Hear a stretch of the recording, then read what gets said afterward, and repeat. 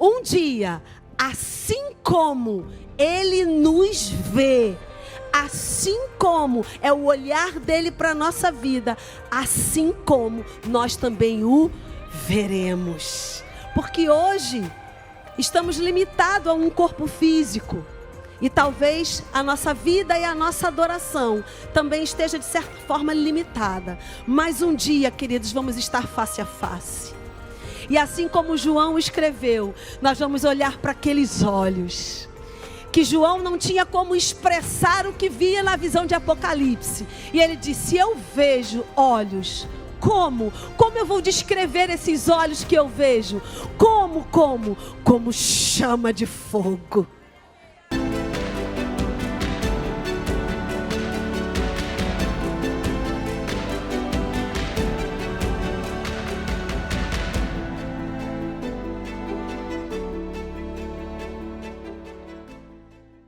Boa noite, queridos, graça e paz. O salmista diz no Salmo 107, e como isso é pertinente nesse momento, que o Senhor enviou a sua palavra, e ela nos sarou, e nos livrou daquilo que nos era mortal. Coisa boa é receber livramento do Senhor. E eu creio, queridos, que maior é o que a Bíblia fala, bem maior é o que está conosco do que o que está no mundo. Amém? Isso é motivo para a gente se alegrar. Aqueles que não estavam aqui ontem, não é? Muito boa noite, o meu nome é Marcela. Estamos aqui desde ontem na conferência, conferindo, não é? A palavra conferência, ela significa isso, conferindo. Como atrair a glória de Deus, como desfrutar da glória de Deus, como usufruir daquilo que Deus já planejou e já derramou sobre a nossa vida. Você está com a expectativa de receber do Senhor algo essa noite? Sabe, queridos, como é bom esse ajuntamento santo, como é bom a assembleia dos santos, como é bom a congregação, a igreja de Cristo Jesus, porque nesse lugar nós não só estamos juntos como corpo de Cristo, mas estamos com ouvidos atentos, com olhos espirituais abertos para receber da porção que o Senhor tem reservada para essa noite. E eu creio em nome de Jesus que você escolheu a melhor parte, escolheu estar aqui para ouvir aquilo que o Pai tem para comunicar na sua vida. Ontem nós começamos a falar algumas coisas, eu vou só contextualizar você, não é, acerca do que falamos ontem, rapidamente. Nós estamos falando sobre atraídas pela glória de Deus, falamos sobre a glória de Deus e como nós podemos usufruir dela. Falamos rapidamente sobre a glória que Deus dispensou sobre o templo físico. Ele dispensou a manifestação de uma glória sobre o templo físico de Salomão. Depois ele chama o profeta Ageu e conversa com o profeta Ageu sobre aquele povo ter se esquecido da casa do Senhor e que ele estava disposto, Deus estava disposto a derramar naquele lugar uma glória ainda maior, que a glória da última casa seria maior ainda do que a glória que ele derramou sobre o templo de Salomão, e que já era uma grande glória. Mas o templo de Zorobabel, que depois seria reformado por Herodes, receberia uma glória maior ainda. E que coisa boa, queridos, é quando Deus manifesta a sua glória em um templo físico. Está tudo bem, mas o que nós alcançamos ontem foi que se a manifestação da glória do Senhor em um templo físico, ela é poderosa, maior ainda é a manifestação da glória do Senhor sobre a nossa vida, porque nós somos hoje o templo, o tabernáculo. O discurso de Estevão lá em Atos é que Deus não habita em templos feitos por mãos humanas. Glória a Deus que Ele escolheu habitar dentro de mim e dentro de você. Então, queridos, já está disponível. Nós podemos usufruir da manifestação dessa glória. E eu quero rapidamente trazer só um conceito acerca de glória. No dicionário bíblico ilustrado, a glória de Deus é definida como importância de peso. majestade reluzente que acompanha a presença de Deus.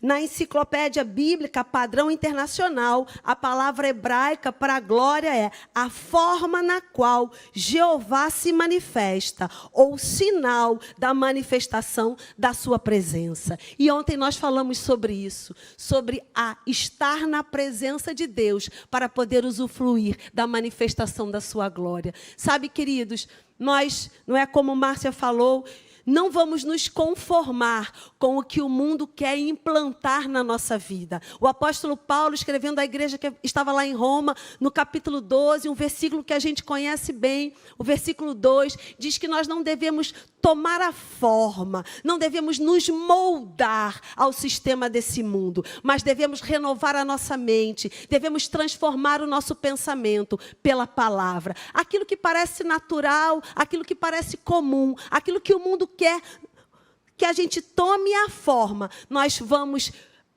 escanear pela palavra, e aquilo que não confere, nós não vamos nos adequar, nós sempre vamos ficar com a palavra de Deus. Amém? E o desejo de usufruir dessa presença tão majestosa, o desejo de buscar a manifestação dessa glória tão majestosa. Quando nós olhamos pela palavra, e eu quero trazer isso para você essa noite, muitos de nós, e nós podemos, não é, observar como nós somos diferentes.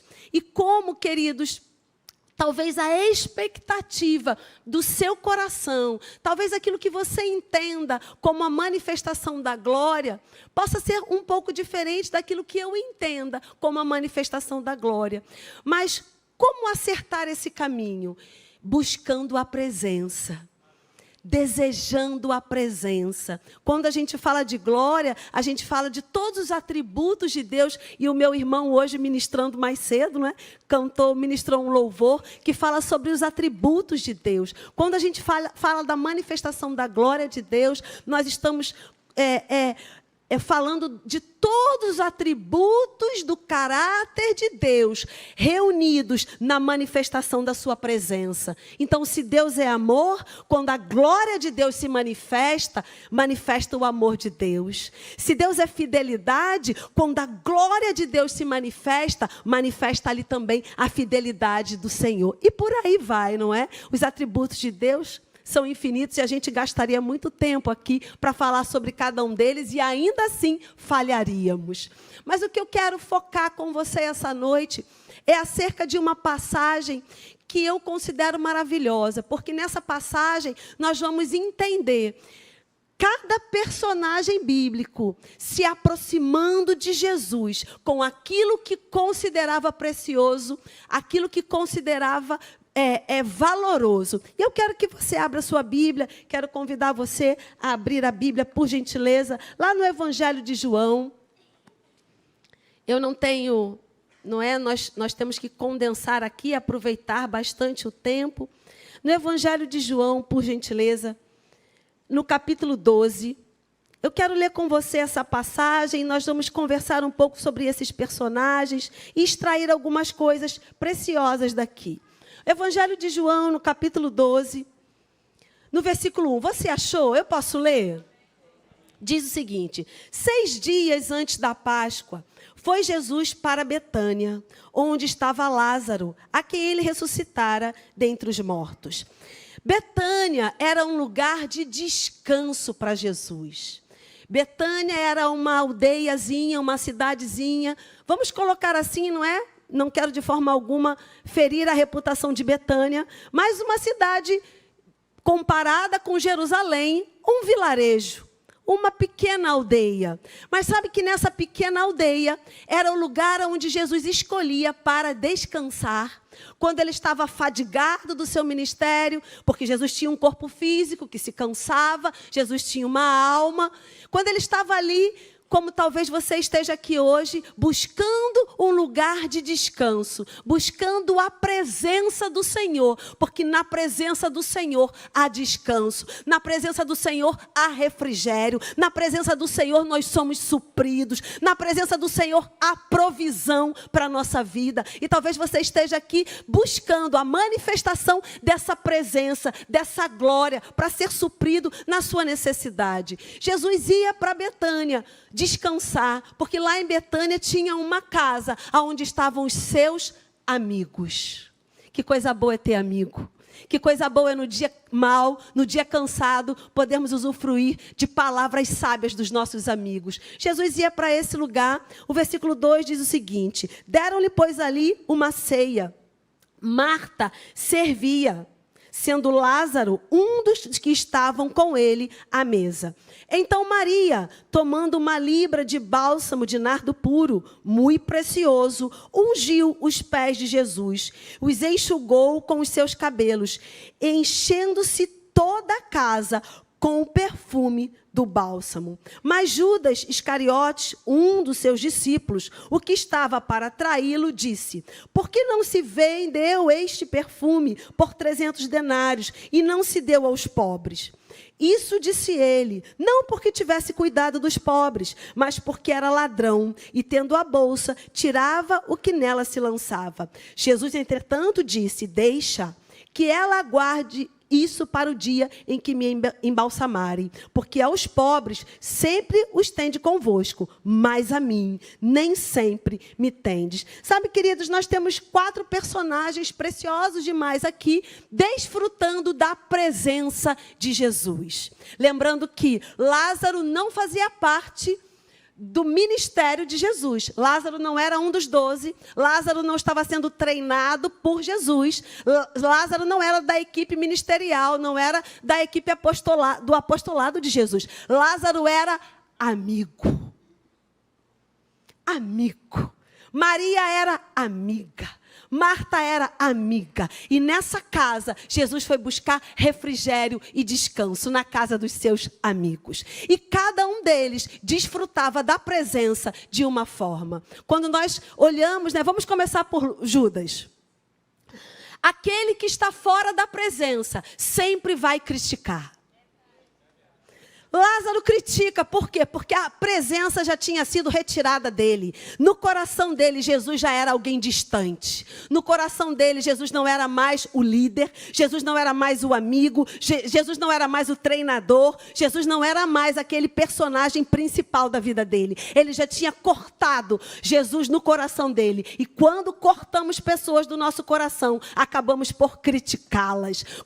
Quando cortamos situações do nosso coração, acabamos por ver defeitos demais. Foi assim com a esposa de Davi, quando Davi extravagantemente agradece ao Senhor pela arca recuperada. A Bíblia diz que ele dança, que ele se exalta, que ele se alegra. E a sua mulher estava fazendo o quê? Observando. E observando, ela começa a criticar. Ela não estava no mesmo mover. Ela não estava desfrutando da mesma alegria. Ela não estava na mesma presença. E porque ela não estava desconectada, ela passa a criticar. Então vamos esquecer Judas. Amém? Judas não está entre nós. Oh, aleluia. Vamos para Lázaro. Quanta coisa Lázaro tinha para agradecer. Ele, nos versículos anteriores, no capítulo anterior, Lázaro estava morto, mas Jesus ressuscitou. Tinha alguém morto aqui, mas Jesus ressuscitou. Oh, glória! O apóstolo Paulo, escrevendo à igreja que estava lá em Éfeso, ele disse: nós estávamos mortos em nossos delitos e pecados, mas Jesus chegou e ele nos ressuscitou. Então, queridos, aquele que tem consciência da obra redentiva de Jesus vai desejar a sua presença. Vai desejar se sentar à mesa com ele e partilhar do pão. Lázaro estava comendo com Jesus. Lázaro estava partilhando do pão com Jesus. Eu não sei se você lembra daqueles rapazes no caminho de Emaús. A Bíblia diz que Jesus veio conversar com eles e eles estavam ali tão entretidos com as más notícias. Não se distraia com as más notícias.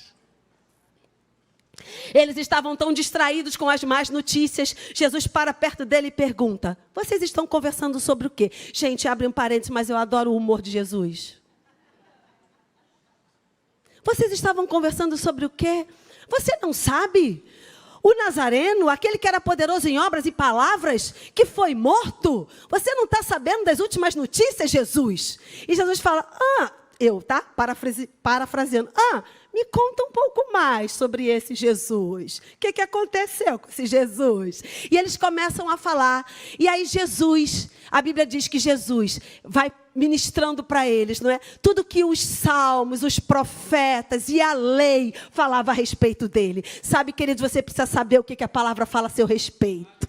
Para quando vierem as más notícias, você saber aonde se agarrar. E aí a Bíblia diz que eles estavam conversando com Jesus, entraram na casa, mas eles não perceberam que era Jesus. Quando que as escamas caíram? No partir do pão. No partir do pão, as escamas caem. E Lázaro estava lá, na comunhão com Jesus, sentado à mesa da comunhão, conversando, inclinando o ouvido para aquilo que o mestre tem para dizer. Fala, Jesus, que eu te ouço. Oh, glória! Você quer ouvir o que Jesus tem para te dizer? Amados, quando nos inclinamos para ouvir o que Jesus tem para nos dizer, a glória vai se manifestar na nossa vida, porque estamos na presença. Vamos falar um pouquinho sobre Marta. Muitos fazem um conceito errado de Marta, porque tiram a passagem do contexto. Mas quando nós lemos lá em Lucas, não é aquela passagem bem famosa, não dá tempo da gente ler, mas certamente você já ouviu falar. Quando Jesus a repreende. Quando nós estudamos aquela passagem, casando aquela passagem com essa passagem de João, nós entendemos que, na verdade, Marta não foi repreendida por Jesus porque ela estava exercendo o seu chamado. Porque Jesus não vai repreender você se você estiver exercendo o seu chamado, porque o seu chamado foi Ele que te deu. Quem te chama é Ele. E Marta era o quê? Diaconisa. Onde estão os diáconos dessa igreja? Marta era diaconisa. E Marta estava fazendo o quê? Servindo a Jesus. Mas como ela estava servindo? A palavra fala lá em Lucas. Murmurando. Aí sim, Jesus a repreende. Porque ela estava servindo, fazendo o seu chamado, o seu diaconato, murmurando. Mas aqui, o que Marta está fazendo aqui? Eu quero ler com você, por gentileza. O versículo 2. Marta servia. Ué, mas agora Jesus não a repreendeu. Jesus não disse para ela: Marta, Marta, não. Não, Jesus não a repreendeu. Por quê? Porque agora Marta aprendeu. Ela aprendeu a se mover no chamado. Ela aprendeu a importância do chamado. Ela aprendeu que aquilo que ela está se doando no serviço, na diaconia, tem peso de eternidade. Então ela não murmura mais. Agora ela continuou servindo e está tudo bem. Usufruindo da presença no serviço. Eu sei que muitas meninas trabalharam, não é? Virando a noite para que isso acontecesse. Estão aqui desde de manhã hoje. Saíram ontem à noite, estão desde de manhã. Mas deixa eu te dizer, você está trabalhando e entendendo que o que você está fazendo tem peso de eternidade. E usufruindo da presença enquanto você trabalha. Amém? E Maria? Como Maria estava usufruindo da presença de Jesus? Como Maria estava usufruindo da manifestação da glória de Jesus naquele lugar? Porque Jesus estava ali, queridos. E aonde Jesus está, glória se manifesta. Aonde Jesus está, cura se manifesta. Aonde Jesus está, alegria se manifesta. Aonde Jesus está, paz se manifesta. E não é uma paz natural, que é a ausência de guerra, simplesmente. Não é uma alegria natural, que é só quando está tudo bem. Não, é a alegria do Senhor, que é a nossa força, que é eterna, que é uma fonte a jorrar. É a paz do Senhor, que é shalom, nada faltando, nada quebrado, uma boa jornada. Não é uma paz que é ausência de guerra, mas é uma paz que mesmo na guerra eu confio no meu Deus. Essa é a paz que vem de Deus, que excede todo entendimento. Por quê? Porque não depende do que está externo, não depende das circunstâncias, depende da minha conexão com Deus, depende da minha conexão com a fonte, depende da minha disposição em extrair da presença dEle. Amém, queridos? E Maria estava ali. E qual foi a forma de Maria expressar a gratidão pela presença? A forma de Maria expressar a gratidão pela manifestação da glória do Senhor. Ela deu o que ela tinha de mais precioso. Ela se derramou. Ela deu o vaso, ela deu o perfume, mas não era só algo natural. O que Maria estava fazendo ali, ela estava dando a adoração a Ele, adorando ao Senhor.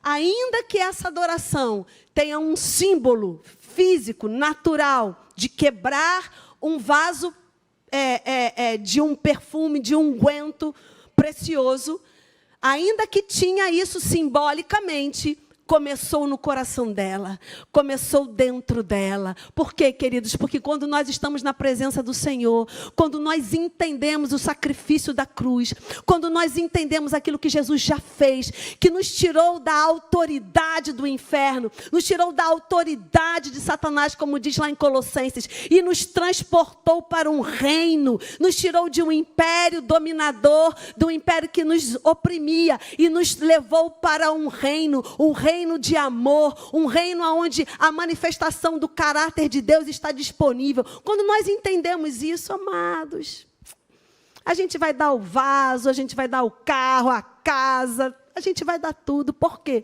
Porque nada disso a gente vai levar para a eternidade. O que nós vamos levar para a eternidade? As experiências que tivemos com o Senhor. Porque um dia vamos vê-lo face a face. Assim como João diz, 1 João, ele diz que um dia, assim como ele nos vê, assim como é o olhar dele para a nossa vida, assim como nós também o veremos. Porque hoje estamos limitados a um corpo físico. E talvez a nossa vida e a nossa adoração também esteja, de certa forma, limitada. Mas um dia, queridos, vamos estar face a face. E assim como João escreveu, nós vamos olhar para aqueles olhos. Que João não tinha como expressar o que via na visão de Apocalipse. E ele disse, eu vejo olhos. Como? Como eu vou descrever esses olhos que eu vejo? Como chama de fogo. Eu não sei o que você pensa acerca do fogo, mas o fogo aquece, o fogo ilumina, o fogo atrai. Você já viu o fogo? Quando a gente é criança, a gente vê o fogo, não dá vontade da gente ficar olhando, parece que hipnotiza a gente, aquele fogo. O fogo atrai, o fogo aquece, o fogo ilumina. E João não tinha como descrever, e ele disse, eu vejo. Eu estou olhando para ele. Como é? Olhos como chama de fogo. Um dia a gente vai ver esses olhos como chama de fogo. Mas até que isso aconteça, a gente está aqui, nessa terra. Até que isso aconteça, nós estamos aqui em um mundo caído, onde há um sistema. Mas graças a Deus, Deus sabia de tudo isso, queridos. Deus nunca é pego de surpresa. Ele tem todo o conhecimento. Ele sabia que tudo isso iria acontecer. E graças a Deus, porque antecipadamente Ele já nos deu a sua palavra. Ele já nos deu o seu Espírito. Para quê? Para que a gente não seja abalado. Para que a gente não seja enganado. Jesus disse, eu vou, mas eu vou enviar outro. O Espírito da verdade. E Ele vai conduzir como? Em toda verdade. Por isso que nós não precisamos ser enganados. Nós temos o Espírito da verdade. Nós temos o nosso ajudador. Aquele que nos pega pela mão e aquele que nos conduz. O meu convite para você essa noite, eu queria o Ministério de Música, por gentileza. O meu convite para você essa noite é que você deseje a presença. Que você deseje esse relacionamento com Deus. Sabe, queridos, e por favor, eu não estou falando do ir à igreja. Eu falei um pouco sobre isso ontem. Muitas pessoas estão dentro da igreja, mas não estão na presença. Não estão considerando a presença. O meu convite para você essa noite é considerar a presença. presença. Se somos atraídas pela glória de Deus, atraídas pela glória de Deus, somos atraídas pela sua presença. E a Bíblia diz, queridos, que por onde Jesus andava, havia uma multidão atrás dele. Por quê? Porque a presença atrai, porque a unção atrai, porque há cheiro em quem anda com Deus. Quem anda com Deus exala um bom perfume. Há um cheiro para quem anda com Deus. Que nós possamos cheirar a Cristo. Porque esse mundo precisa do bom perfume de Cristo. Que nós possamos estar tão afinadas. Eu não sei se você já ouviu isso, eu já ouvi algumas vezes. Pessoas olharem para mim, olharem para o meu esposo e falarem assim: caramba, vocês se parecem. Algum casal já ouviu isso aqui? Alguém dizer que você parece com o seu esposo, com o seu marido, com o seu cônjuge? Por quê? Porque somos uma só carne.